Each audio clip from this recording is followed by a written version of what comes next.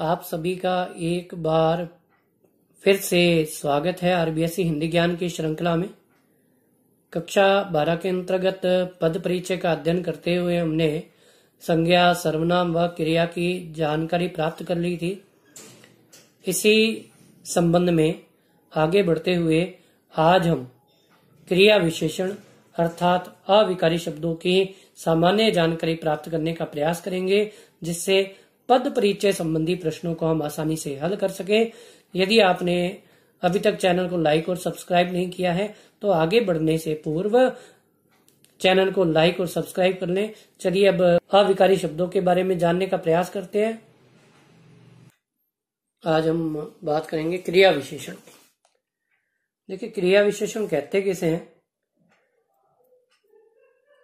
या पहले मैं आपको अविकारी शब्दों के बारे में बताता हूं।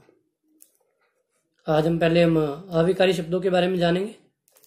देखिए, अविकारी शब्द उन्हें कहते हैं कि जिन शब्दों में लिंग, वचन, कारक, काल आदि के कारण किसी भी प्रकार का परिवर्तन उत्पन्न नहीं होता, उसे हम अविकारी शब्द कहते हैं। देखिए, जैसे अधन विकारी, अर्थात नहीं, और विकार का अर्थ होता है परिवर्तन, यानी कि परिवर्तन ना हो जिनमें, वो आपके अविकारी शब्द होते हैं।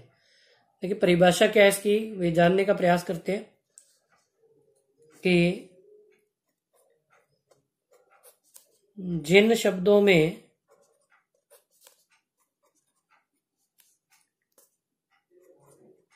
लिंग, वचन, कारक, काल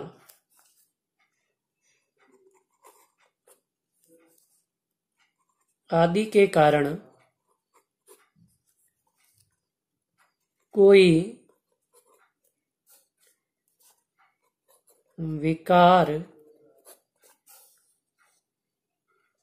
उत्पन्न नहीं होता,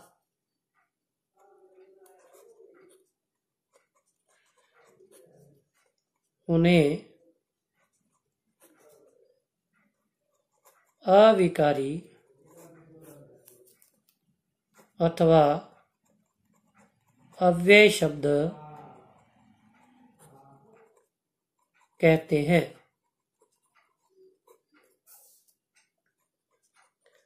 जैसे धीरे धीरे, अवश्य, अभी, तुरंत आदि। जैसे एक वाक्य लिखते हैं कि राम आ जाएगा। देखिए, अगर हम यहां पर राम के स्थान पर स्त्रीलिंग शब्द का प्रयोग करते तो सीता आ जाएगी, यही होगा।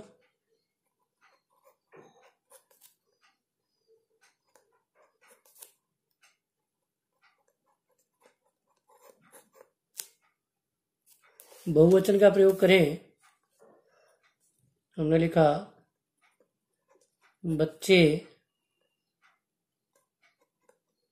आ जाएंगे। देखिए, इस आज शब्द में किसी भी प्रकार का कोई परिवर्तन नहीं हो रहा, चाहे आपने उसे एक वचन लिखा चाहे बहुवचन लिखा, तो उसमें किसी प्रकार का परिवर्तन उत्पन्न नहीं हुआ। तो ये जो आज शब्द है आपका, यह आपका अविकारी शब्द है। देखिए, अब अविकारी शब्दों के भेदों की बात करें तो अविकारी शब्दों के 4 भेद होते हैं।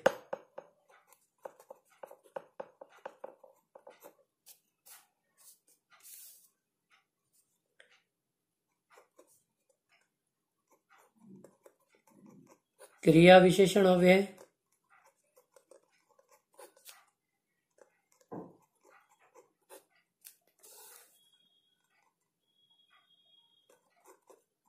संबंध बोधक अव्यय,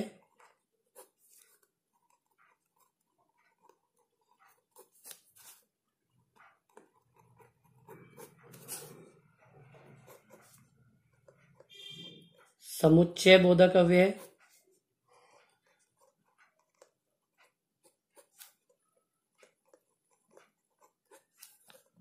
और विस्मयादि बोधक अव्यय।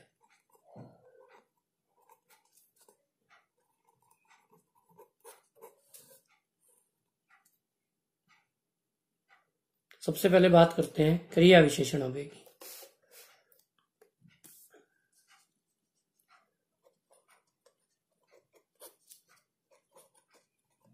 देखिए, क्रिया विशेषण अव्यय किसे कहते हैं कि ऐसे अव्यय या अविकारी शब्द जो क्रिया की विशेषता बताते हैं उसे हम क्रिया विशेषण अव्यय कहते हैं। अर्थात ऐसे अव्यय अविकारी शब्द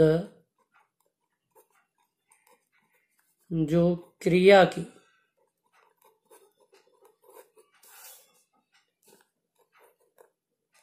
विशेषता बताते हैं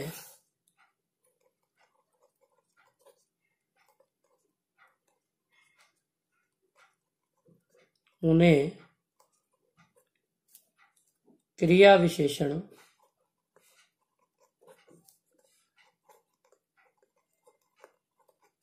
अव्यय कहते हैं।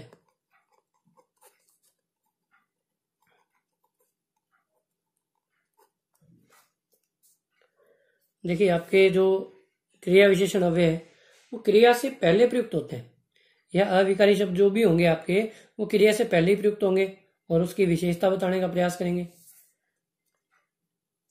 चलिए लिख लेते हैं इसके बारे में कि अविकारी शब्द क्रिया से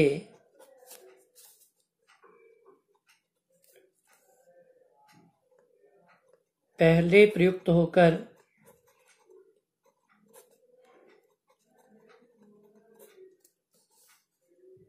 क्रिया की विशेषता बताते हैं।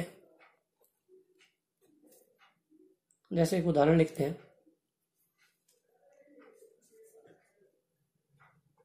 कि घोड़ा तेज दौड़ता है। देखिए, दौड़ना तो उसकी क्रिया है और इस क्रिया की विशेषता इस तेज शब्द के माध्यम से बताई जा रही है। तो ये तेज क्या है? ये क्रिया विशेषण अव्यय है, उस क्रिया की विशेषता बता रहा है, इसलिए क्रिया विशेषण अव्यय है। देखिए, जैसे एक और उदाहरण लिखते हैं कि कम खाया करो। यहां खाने की विशेषता कम से बताई जा रही है, तो यह आपका क्रिया विशेषण अव्यय। आगे देखिए कि इसी प्रकार जो शब्द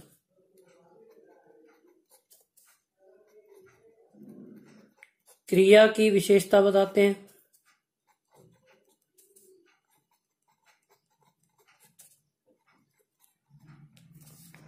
उन्हें प्रक्रिया विशेषण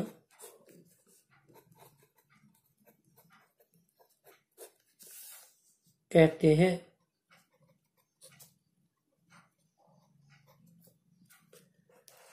जैसे हमने लिखा घोड़ा बहुत तेज दौड़ता है। अब देखिए, दौड़ना तो उसकी क्रिया होगी और क्रिया की विशेषता बताई तेज से, तो ये हो गया आपका क्रिया विशेषण। और इस तेज की विशेषता इस बहुत से बताई जा रही है, तो ये आपका प्रक्रिया विशेषण हो गया। चलिए अब क्रिया के भेदों की जानकारी प्राप्त करते हैं और भेदों का अध्ययन करते हैं उसके।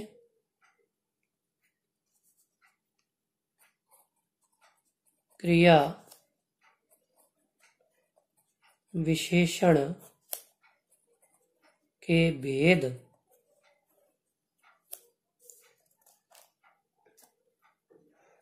देखिए कौन कौन से भेद हैं इसके।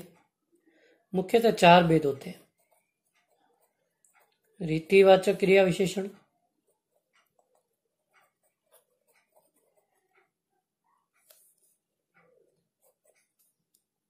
कालवाचक क्रिया विशेषण,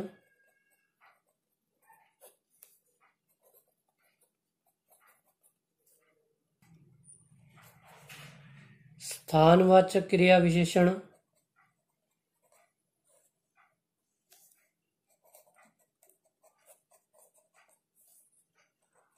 और परिमाणवाचक क्रिया विशेषण।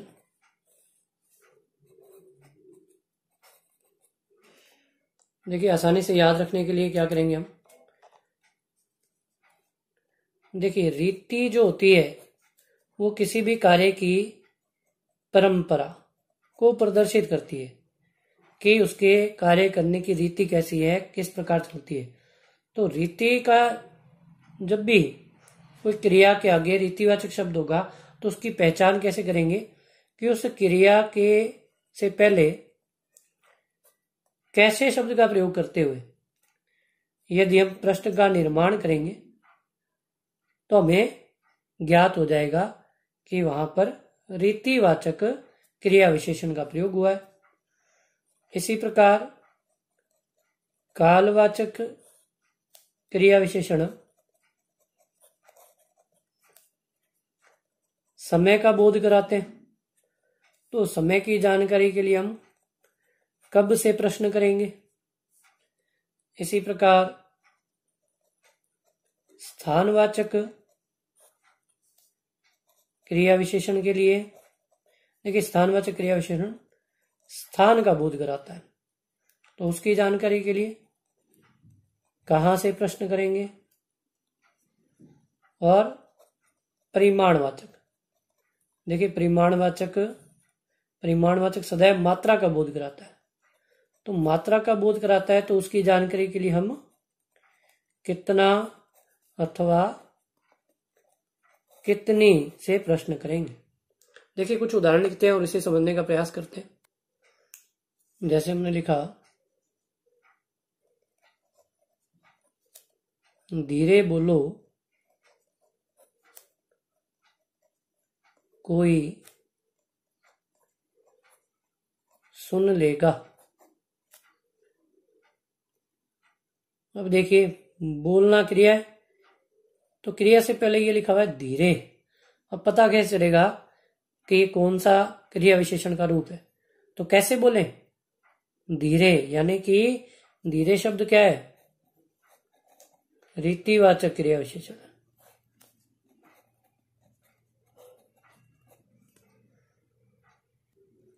जैसे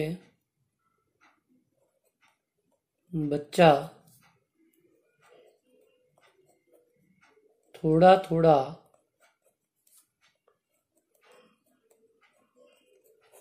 बोलने लगा है।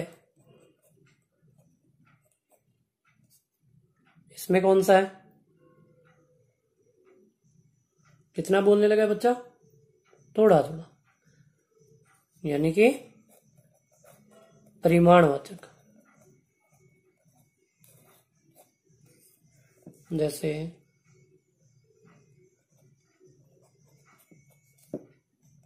उधर देखो,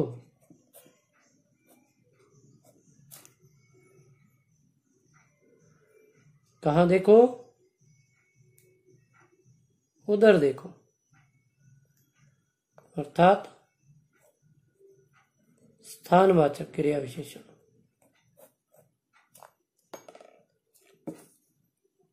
जैसे हमने कहा मोहन परसों आएगा। कब आएगा, परसों आएगा, अर्थात कालवाचक क्रिया विशेषण। आशा करता हूँ कि आपको इस भाग की जानकारी प्राप्त हुई होगी।